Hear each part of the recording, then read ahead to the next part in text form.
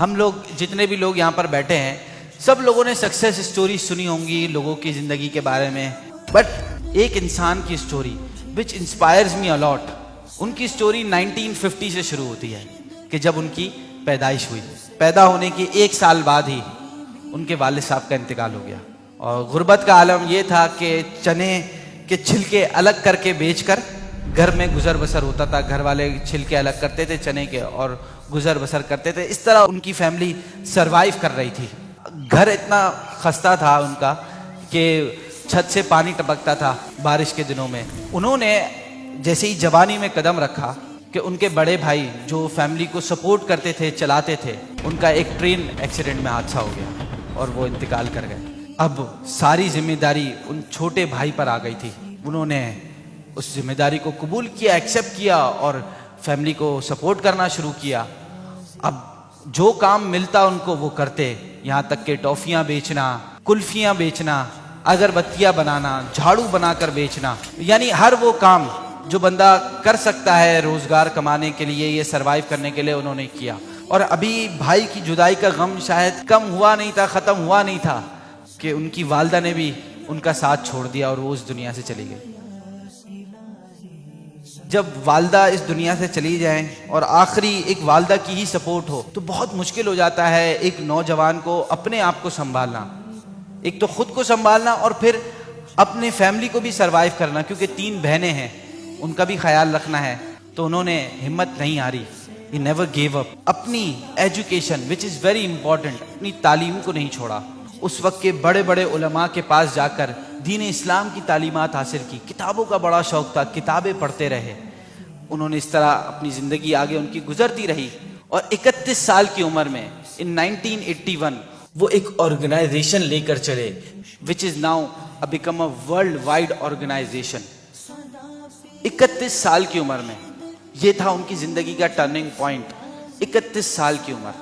آپ سوچیں جتنے بھی لوگ یہاں پر بیٹھے ہوئے ہیں, آئی ایم شیور سب کے ساتھ ایشوز ہیں, ابھی بتا ہی رہے ہیں کہ ان کے ساتھ یہ ایشو, ان کے ساتھ یہ ایشو. آپ یہ بتائیں کہ ابھی جو میں نے آپ کو اسٹوری بتائی, کیا ان کے ساتھ ایشوز نہیں تھے؟ ان کی لائف میں ہم سے کئی زیادہ پرابلمز تھی, but he never gave up because he was passionate about something. He was trying to achieve his dream. اس کے بعد پھر انہوں نے کتابیں لکھنا شروع کر دی. انہوں نے وہ اسپیچز کی جو لوگوں کی لائف چینج کر رہی تھی. مطلب آپ لوگوں نے سنا ہوگا کہ کسی کے بیان سن کر یا کسی کی اسپیچ سن کر ایک غیر مسلم نے اسلام قبول کر لیا. ان کو دیکھ کر لوگوں نے اسلام قبول کیا. This is not an ordinary thing. This is not an ordinary thing کہ کسی کو دیکھ کر بندہ اسلام قبول کر لے. ان کی شخصیت ایسی تھی. He was that kind of amazing personality. ان کی آرگنائزیشن کا نام دعوت اسلامی ہے, اور ان کا نام ہمارے امیر اہل سنت مولانا الیاس اتار قادری ہیں. آپ سوچیں کہ ایک بندہ جو پیدا ہونے کے 1 سال بعد سے اپنے والد صاحب کو کھو دیتا ہے, اور وہ زندگی میں اتنی مشقتوں کے باوجود اس جگہ پر پہنچ جاتا ہے کہ آج ان کی organization which is currently working in more than 150 countries, اور صرف 1981 میں کراچی کے چھوٹے سے علاقے سے شروع ہوئے تھے.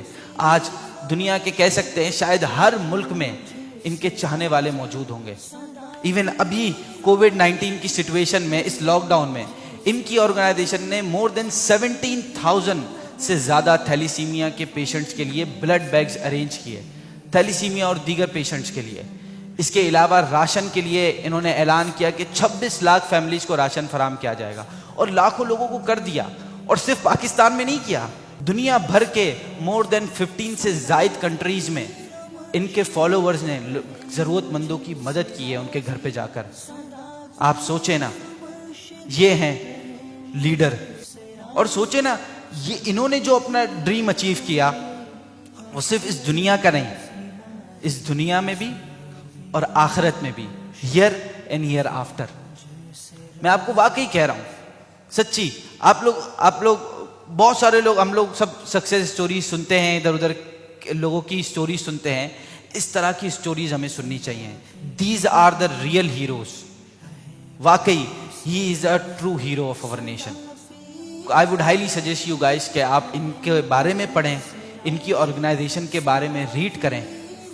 اور ان کو فالو کریں، آپ کو بہت ساری چیزیں سیکھنے کو ملیں گی۔ کبھی بھی نہ ہو یہ خفایا الہی، سدا پیر و مرشد رہے مجھ سے راضی۔